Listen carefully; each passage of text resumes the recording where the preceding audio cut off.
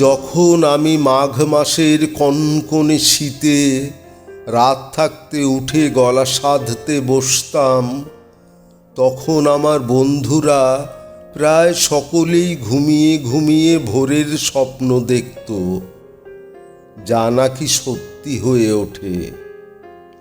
আমি তখন তান সরগমের ওঠা পড়ায় বুঁদ হয়ে থাকতাম।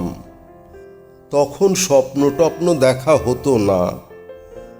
কেবল দুপুরে টিফিনের সময় স্কুলের পাশেই বয়ে যাওয়া একলা নদীটির কাছে গিয়ে দাঁড়াতাম আর বলতাম, একদিন তোর মতো আমিও যাব, নানা দেশ, নানা মানুষ আর নানা অচেনার জগতে। দেখিস একদিন ঠিক যাব। পুজোর সময় বন্ধুরা দল বেঁধে ফুচকা খেত। ডাকলেও আমি সে দলে ভিড়িনি। গলার যত্ন। উঁচু ক্লাসে উঠতেই অনেকের বই খাতার ভাঁজে যখন সিনেমার ছবি, তখন আমার ব্যাকরণ খাতার পেছন মলাটে দরবারির নতুন তাল লেখা। আমার গান আমার হাত ধরে নিয়ে যাচ্ছিল অন্য পথে। অনেক দূর থেকে দেখা যাচ্ছিল অন্য আকাশ, অন্য আলো, অন্য রং। কোণে দেখা এক অপূর্ব আলোর সন্ধ্যায় আমার বিয়ে হয়ে গেল। সানাই, রঙিন বেনারসি, রজনীগন্ধা। ফুলশয্যার রাত্রে শুনতে পাচ্ছিলাম জয় জয়ন্তী বাজছে অলৌকিক মায়ায় বিসমিল্লা সাহেবের।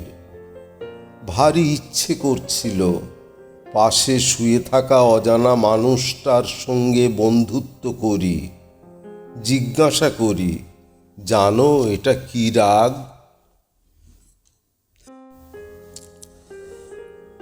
লজ্জায় জিজ্ঞাসা করা হয়নি।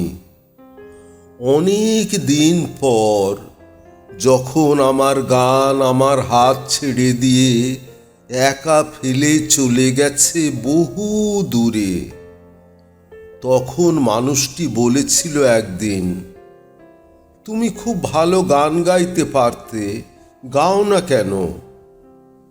আমি উত্তর দিইনি। বিছানায় ঘুমিয়ে থাকা নিষ্পাপ এক শিশুর মুখের দিকে তাকিয়েছিলাম অপলক। আমাদের মেয়েকে গান শেখাবো বড় হলে, কেমন? আমি চিৎকার করে উঠলাম, না!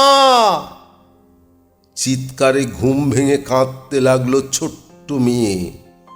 চিৎকারে অবাক হয়ে থমকে রইল আমার স্বামীর চোখ। আমি খুব নিচু স্বরে বললাম, না। ও সেলাই শিখবে, রান্না শিখবে, ঘর মোছা, বাসন মাজা শিখবে, মার্কেটিং করতে শিখবে, জানলার পর্দা লাগাতে শিখবে, অসুখের সেবা করতে শিখবে, কিন্তু গান শিখবে না। গান তো টেপ রেকর্ডারে পাওয়া যাবে।